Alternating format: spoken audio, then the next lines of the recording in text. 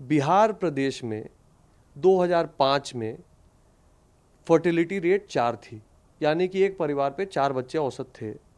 2018-19 में ये गिर के 3 हो गया है। क्यों? इसको महिलाओं से जोड़ के देखिए। हमारे घर की जो बेटियां हैं जिन्होंने इंटर पास किया हुआ है, उनकी फर्टिलिटी रेट 1.7 है। जो ग्रेजुएट होने के बाद शादी हुआ है, माँ बनी है, उनकी फर्टिलिटी रेट 1.6 है। यानी कि एक बहुत क्लियर कोरिलेशन है कि जहां पढ़ाई लिखाई का स्तर बढ़ेगा वहां जनसंख्या नियंत्रण स्वतः सामाजिक रूप से होगी। मैं ये मानता हूं कि इसको हम इमोटिव पॉलिटिकल इशू ना बनाकर इसको हम समाज के विकास के इशू के रूप से देखें कि जनसंख्या नियंत्रण नहीं होगी तो कहीं ना कहीं डेवलपमेंट के लिए वो बाधक है। और दूसरा, जनसंख्या नियंत्रण कानून से भी हो सकता है, सामाजिक जागरूकता से भी हो सकता है। देखिए, दो अलग अलग विषय हैं, दोनों को अलग अलग टेकअप करेंगे।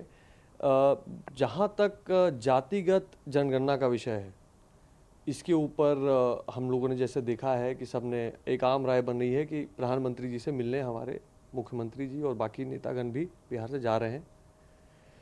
मैं इसमें बस यही कहूँगा कि जो भी हमारे प्रधानमंत्री जी और मुख्यमंत्री जी की आम राय इस पे होगी, वही पार्टी का लाइन है, वही उचित होना चाहिए। लेकिन मैं साथ में साथ ये भी जोड़ूंगा कि 1931 से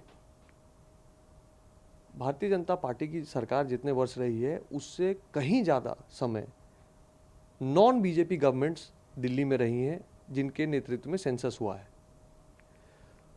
कहीं ना कहीं कोई कारण जरूर रहा होगा कि इसको जातिगत जनगणना को नहीं टेकअप किया गया पिछले 90 वर्षों में।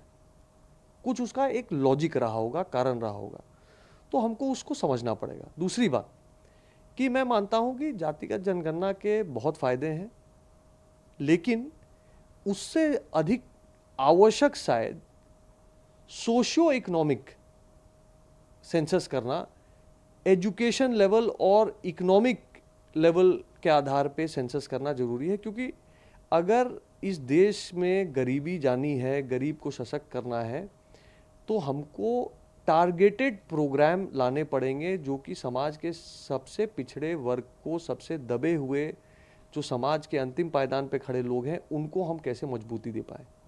तो सेंसस के डाटा का मेन ऑब्जेक्टिव होना चाहिए कि गवर्नमेंट की स्कीम्स को टारगेटेड तरीके से सही दरवाजे तक कैसे पहुंचाया जाए।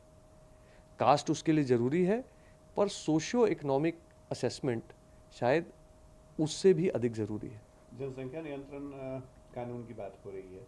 कई लोगों का कहना है कि ये सारी चीज़ें तो जन जागरण से हो सकता है, जागरूकता से हो सकता है, कानून की क्या जरूरत है? देखिए, जनसंख्या नियंत्रण का डायरेक्ट कोरिलेशन वेलफेयर और इनकम से है। मैं ये मानता हूँ कि जनसंख्या नियंत्रण एक इमोशनल इशू होने के अलावा, एक पॉलिटिकल इशू होने के अलावा, जनसंख्या नियंत्रण को थोड़ा इकोनॉमिक दृष्टि से भी देखना चाहिए। आप ऐसे समझिए कि देश में पर कैपिटा जीडीपी $2000 या 1,50,000 रुपये एक औसत व्यक्ति की आय आज के डेट में है, जो कि एक डेवलप्ड इकोनॉमी के लिए बिल्कुल भी पर्याप्त नहीं। हमको ये पर कैपिटा जीडीपी को बढ़ाने का काम करना है। तो जब तक जनसंख्या की ग्रोथ रेट धीमी नहीं होगी तब तक जीडीपी और जीडीपी के बाद पर कैपिटा इनकम उतना तेजी से बढ़ेगा नहीं। और ये बढ़ेगा नहीं तो हमारी जो मूलभूत सेवाएं हैं, एजुकेशन की सेवा, हेल्थ केयर की सेवा, एक आम घर की आय, वो नहीं बढ़ पाएगी और स्टैंडर्ड ऑफ लिविंग ऊपर नहीं जा पाएगा। मैं बिहार की दृष्टि से एक और बात जोड़ूंगा। देखिए, मैं वही कह रहा था कि जो जनसंख्या नियंत्रण का विषय है, यह कानून से जोड़ के मत देखिए, इसको आप एजुकेशन से जोड़ के देखिए। मैं कोरिलेशन का डाटा दे रहा हूं आपको। बिहार प्रदेश में 2005 में फर्टिलिटी रेट 4 थी, यानी कि एक परिवार पे 4 बच्चे औसत थे। 2018-19 में ये गिर के 3 हो गया है। क्यों? क्योंकि बिहार की लिटरेसी रेट बढ़ के 62-63% चली गई है। इसको महिलाओं से जोड़ के देखिए। हमारे घर की जो बेटियां हैं जिन्होंने इंटर पास किया हुआ है, उनकी फर्टिलिटी रेट 1.7 है।